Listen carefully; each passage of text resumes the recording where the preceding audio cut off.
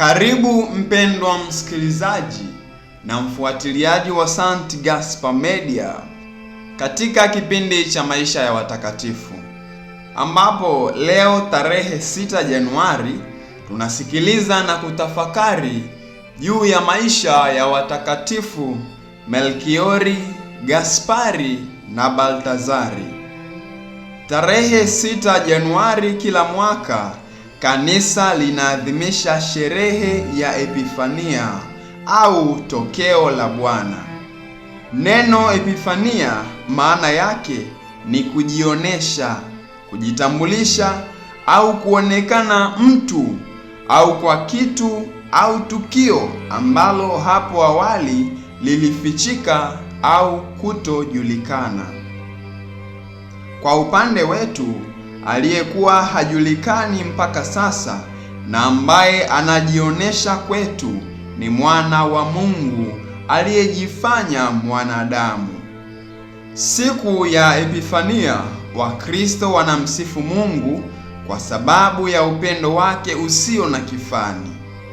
Amemtoa mwanaye ajioneshe na kujidhihirisha kwetu kama Mungu na Mwokozi wetu. Mwana wa Mungu alijidhihirisha kwa wanadamu mara ya kwanza kwa kuzaliwa huko Bethlehemu kupitia Maria na Yosefu.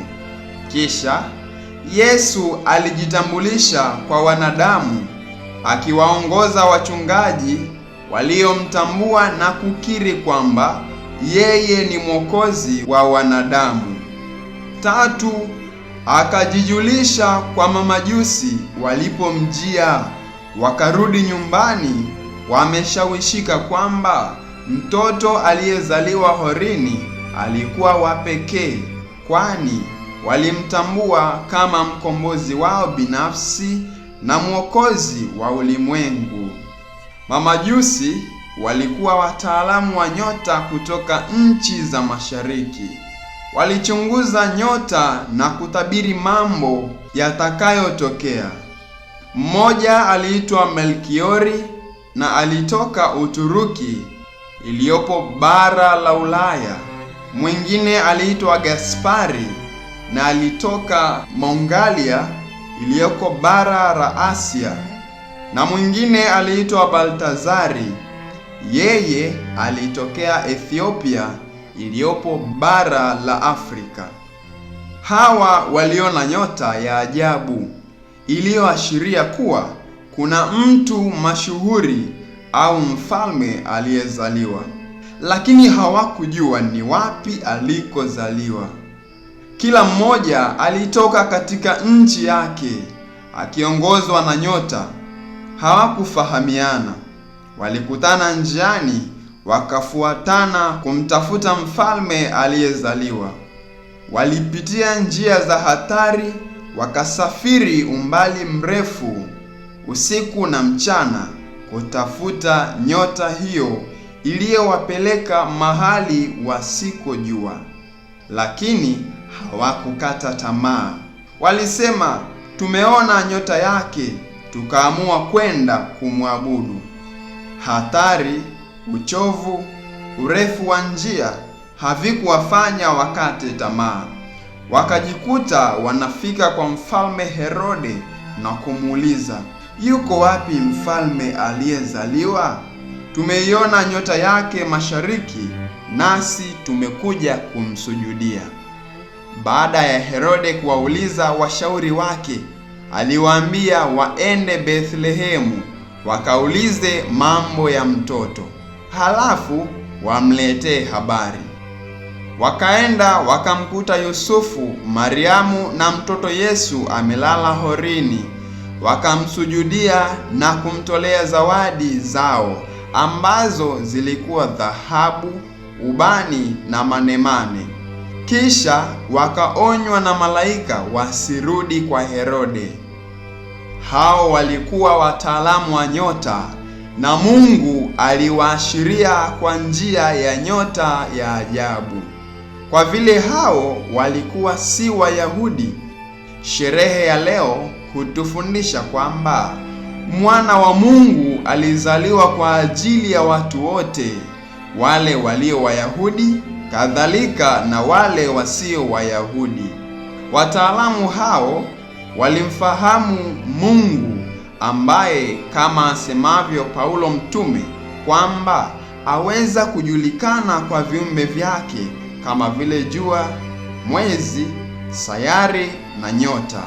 Rejea waraka wa mtume Paulo kwa Warumi sura ya 1 aya ya 19 hadi ya 20. Lakini ujuzi wao haukutosha, na Wayahudi wenye maandiko matakatifu walimfahamu vizuri zaidi.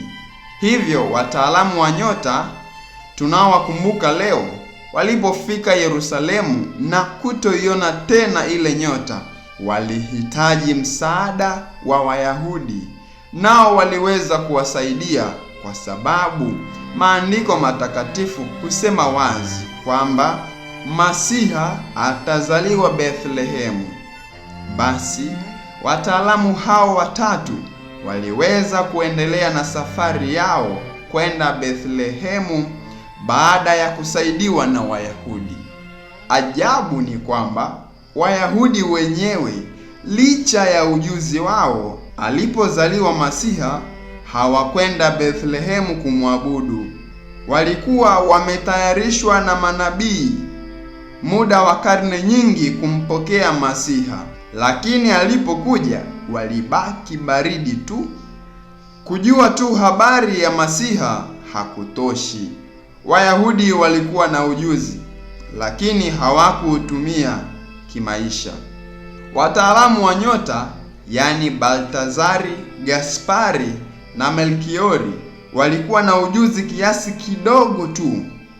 Hata hivyo, wakaiitikia nyota aliyowaonyesha Mungu, wakajitahidi kuongeza ujuzi wao kutoka kwa Wayahudi, na hivyo wakafaulu kufika Bethlehemu na kumwabudu Bwana Yesu.